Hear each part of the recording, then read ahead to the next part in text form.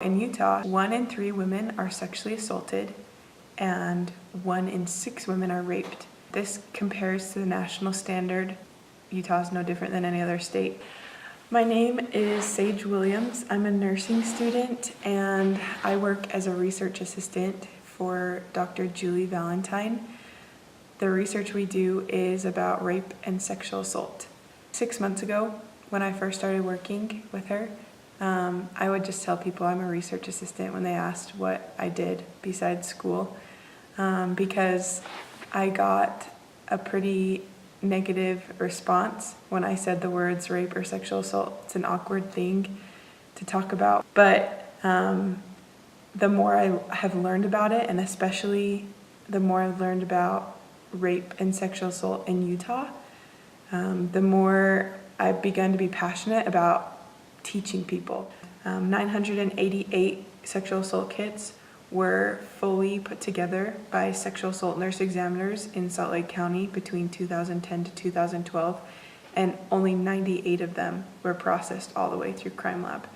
We're working as a group to implement a computerized system in which we could track the sexual assault kits so that no kit is lost or destroyed. My guess is that there's a lot of underreported rape and sexual assault that happens at BYU, and my thinking behind that is just, first of all, the honor code is if you were in a boys' room or you were drinking alcohol or you were out past curfew, there's a lot of victim blaming that could occur because you would think it's your fault, you're breaking the honor code, or you don't want to report it because that could expel you from BYU.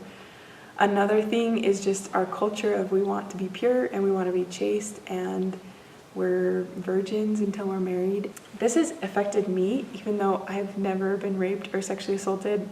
I barely work with victims. It's all research and working with law enforcement, but when I am going on a date with a boy, even now, even though I'm pretty confident about telling people about it, that's something that I don't talk about very much at the beginning because I feel like I'm just going to be put in a box or stereotyped as either someone who's like kind of weak or is going to have like relationship commitment problems because of this, or as a feminist diehard person, and I'm neither of those, but I feel like I'll be stereotyped. So even though I'm not a victim, I even avoid the topic when it comes to dating. I personally am trying to reach out, especially to teachers who can have an influence. I'm also reaching out to try and have speakers come to BYU. It's a long, hard process, and in many cases isn't successful, but something that's really important to me, so I'm gonna keep trying.